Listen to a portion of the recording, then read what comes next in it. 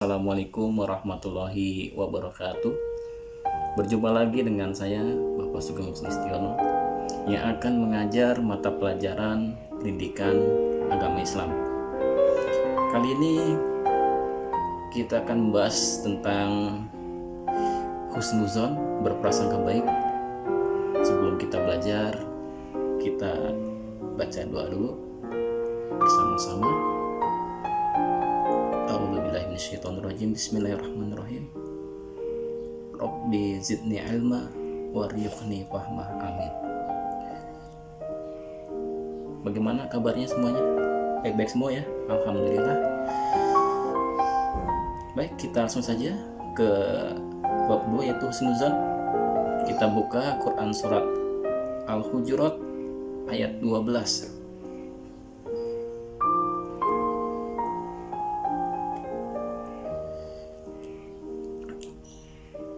Sudah ketemu semuanya? Kita baca bersama-sama. A'udzu billahi minasyaitonir rajim. Bismillahirrahmanirrahim. Ya ayyuhalladzina amanu jtanibu katsiran minadh-dhon inna ba'dadh-dhoni ismu ولا تجسسوا ولا يغتب بعضكم بعضا أيحب أحدكم أن يأكل اللحم الأكيل ميتا فكرهتم واتقوا الله إن الله تواب رحيم صدق الله العظيم. Artinya, hai orang-orang yang beriman, jauhilah kebanyakan berprasangka, karena sebagian dari prasangka itu adalah dosa. Dan janganlah mencari-cari keburukan orang lain, dan janganlah menggunjing satu sama lain. Apakah seorang di antara kamu yang suka memakan daging saudaranya sudah mati? Maka tentulah kamu rasa jijik kepadanya. Dan bertakwalah kepada Allah, sesungguhnya Allah Maha penerima taubat lagi Maha penyayang. Pesan dari Quran surat Al-Hujurat ini, dalam surat Al-Hujurat ayat 12 adalah larangan berprasangka buruk, yaitu su'udzon. Prasangka itu ada dua, husnuzon dan su'udzon. Kita dilarang berprasangka buruk, yaitu su'udzon. Yang pertama, su'udzon kepada Allah. Yang kedua, su'udzon kepada orang lain. Yang ketiga, su'udzon kepada diri sendiri. Justru kita dianjurkan untuk berhusnuzon, berprasangka baik kepada Allah, berprasangka baik kepada orang lain, dan berprasangka baik kepada diri sendiri. Sebab-sebab turunnya ayat ini, menurut Ibnu Munzir dan Ibnu Jurais, ayat ini turun berkaitan dengan kebiasaan Salman Al-Farisi yang makan lalu tidur dengan mendengkur, dengan ngorok. Sebagian orang membicarakannya, maka turunlah ayat ini yang melarang umat Islam untuk menggunjing dan mengumpat. Apa sih manfaat dan hikmah husnuzon ini? Manfaat dari kita berprasangka baik adalah satu, hidup menjadi lebih tenang dan lebih optimis. Tenang karena apa? Kita tidak punya prasangka buruk. Optimis karena apa? Kita akan berbuat baik. Yang kedua, yakin bahwa terdapat sebuah hikmah di balik segala cobaan. Apapun cobaan yang menimpa kepada kita, itu pasti ada sisi positifnya atau hikmahnya. Yang ketiga, membentuk pribadi yang tangguh. Nah, ini semakin kuat diuji, tentu pribadinya akan semakin kuat, semakin tangguh, semakin hebat ketika menghadapi ujian. Yang keempat, menjadi seorang yang kreatif. Produktif berarti dia mempunyai inovasi, mempunyai hal-hal yang baru, hal yang bagus dalam menghadapi setiap masalahnya. Yang kelima, tidak putus asa, tidak mudah menyerah, tidak menyalahkan orang lain, tidak tidak ada tindakan. Jadi tindakan itu nanti dia akan berusaha untuk melakukan sebuah keputusan. Terhindar dari penyesalan dalam hubungan dengan sesama manusia. Terhindar dari penyesalan, jadi kita tidak mempunyai penyesalan. Nah, selanjutnya, bagaimana cara menerapkan berprasangka baik husnuzon ini dalam sehari-hari? Kan kita sudah tahu bahwasanya husnuzon itu ada 3 tadi ya. Husnuzon kepada Allah. Caranya bagaimana? Ya, kita apabila kita mendapatkan nikmat, rezeki yang tentu kita tidak dapat menghitungnya, kita harus bersyukur.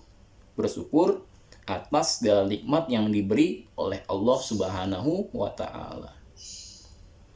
Selanjutnya apa? Apabila kita menerima ujian, mendapatkan musibah, mendapatkan hal-hal yang kita itu tidak merasa nyaman, berduka, bersedih, ya kita harus bersabar atas semua cobaan dan ujian dari Allah Subhanahu wa Ta'ala.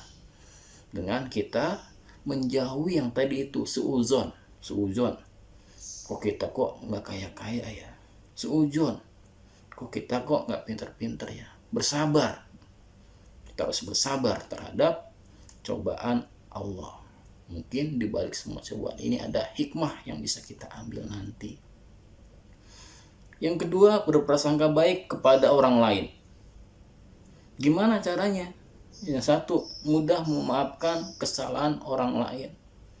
Setiap manusia itu pasti memiliki kelemahan, kekurangan, kesalahan. Nah, kita sebagai insan, sebagai teman, sebagai kawan, apabila orang lain itu mempunyai kesalahan, ya kita memaafkan. Ya, itu kata kuncinya. Yang kedua, melihat seorang dari sisi baiknya. Jangan lihat orang itu dari sisi kekurangannya, buruknya. Cobalah dilihat. Wah, dia orangnya jujur. Dia orangnya bagus, baik, dan sebagainya. Jadi lihatlah sisi baiknya. Yang ketiga, mengingat-ingat kebaikan yang pernah dilakukan oleh seseorang. Kita ingat, wah dia itu pernah ngasih kita makanan, pernah dia traktir kita, pernah nolongin kita, dan sebagainya. Bertutur kata dan berperilaku lemah lembut kepada orang lain. Ngomong sopan, berkata lemah lembut, nggak kasar ngomongnya. Nah, ini yang terakhir, husnuzon kepada diri sendiri, yaitu percaya diri, meyakini mampu melakukan sebuah pekerjaan. Kita harus yakin, kita harus pede bahwa kita bisa menyelesaikan pekerjaan. Optimis menghadapi semua ujian, tidak mudah putus asa. Berusaha dengan giat, bekerja keras, meraih cita-cita. Jadi itu bagaimana cara kita menerapkan dalam kehidupan sehari-hari. Lalu perbedaannya apa sih husnuzon, gibah, buhtan, fitnah? Itu bedanya di mana? Nah, kalau gibah, membicarakan kejelekan orang lain di belakang orang yang bersangkutan. Walaupun disebut itu cocok dengan perilakunya. Orangnya kagak ada, kita bicarain kejelekannya. Walaupun itu benar, itu namanya gibah. Nah, yang kedua apa? Buhtan, bohong. Bohong besar, yaitu keburukan yang tidak pernah dilakukan oleh orang yang bersangkutan, kesalahan yang tidak pernah dilakukan oleh orang yang bersangkutan. Dia kagak salah, bukan dia ngelakuin, tetapi dia diomongin bahwa dia ngelakuin, dia melaksanakan. Itu namanya buhtan. Nah, yang ketiga ini fitnah. Berkata bohong atau tanpa berdasarkan kebenaran dengan maksud menjelekkan orang lain.